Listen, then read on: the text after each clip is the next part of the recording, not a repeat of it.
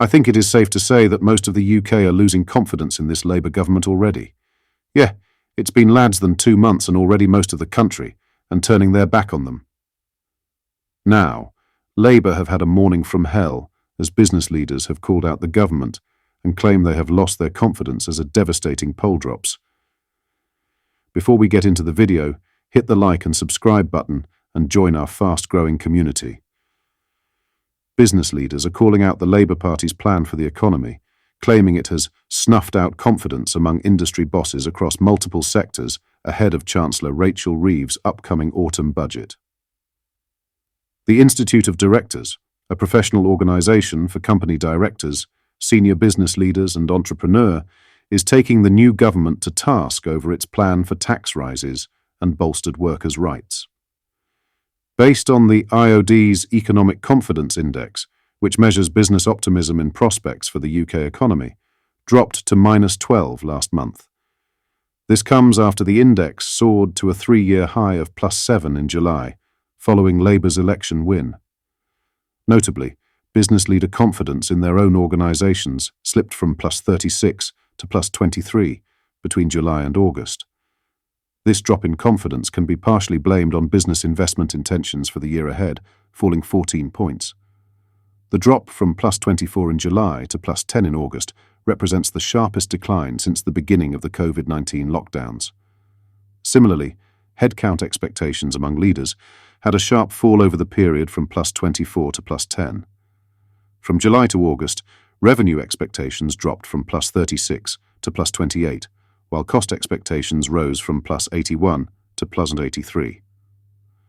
Furthermore, export expectations slipped from +12 to +8, which is the lowest since June 2023. According to the IOD's index, the UK's economic conditions and labour shortages continue to be the most significant factors in detrimentally impacting business prospects. This is closely following by business taxes and compliance with government regulation, with 41% and 37% of leaders citing these as an issue, respectively. Employment taxes were ranked as industry bosses' 5th greatest concern for August, up from 8th place. The Chancellor is expected to announce a slew of tax rises as part of the budget on October 30th.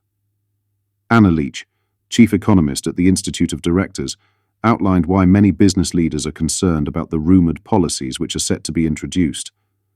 She explained, "It's disappointing to see last month's welcome uptick in business leader confidence snuffed out over the summer.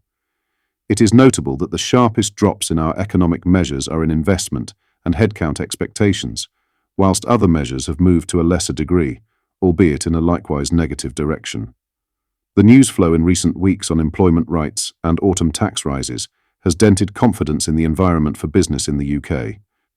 As we head into a busy autumn, we are calling on the government to take time to get policy design right for the long term and deliver the stable tax and policy framework needed to drive business confidence and investment." Further clarity on the industrial strategy and the business tax roadmap, in conjunction with more progress in engaging with business on workers' rights, would be welcome. In other news, a Labour MP who once called out rogue landlords has been forced to apologise after it emerged. His tenants were living in flats infested with ants and riddled with mould. Yas Athwal, who won his Ilford South seat with a majority of 6,896, issued a lengthy apology in which he confirmed he will be reimbursing every tenant for repairs and renewals. The 60-year-old faced calls to quit from his position on Redbridge Council earlier this week after flats in his 15-property portfolio were found to have contained dirty communal areas and fire alarms hanging loose from the ceiling. Other residents complained about ant infestations and mould, the BBC has revealed. In his apology, Athwal said, "I am shocked and sickened by the series of problems that have come to light. I had not been aware of these issues until this week, for which I am furious. I have immediately dismissed the managing agent of my properties.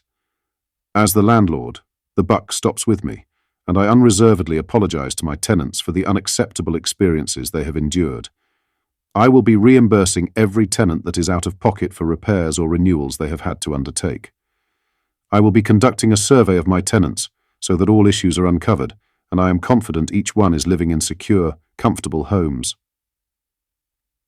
The Ilford South MP's decision to sack the agency which manages his rental flats came just days after he claimed the company was selected for their quick response times and excellent customer service. Athwal, who has the largest landlord portfolio of any MP in Parliament, had also admitted that his flats did not have the correct property licences under a scheme he introduced as leader of Redbridge Council. In a social media post after a local landlord being fined in 2018, Athwal also stunningly spoke about his disdain for dodgy landlords. He said, "Rogue landlords, we are coming for you."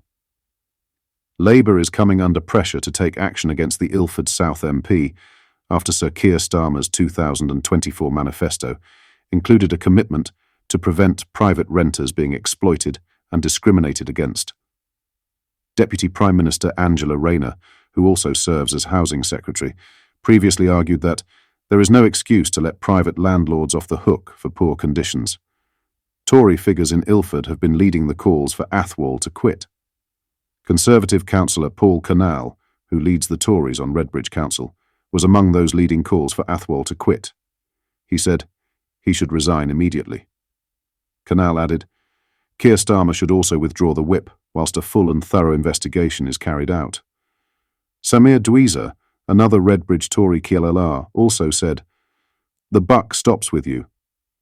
Resign former Number 10 Special Advisor Henry Newman, who is spearheading efforts to bring to light Labour's Whitehall hires, added, "This isn't going to wash.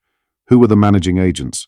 How do we know that Jas Athwal was unaware of what was going on in his properties?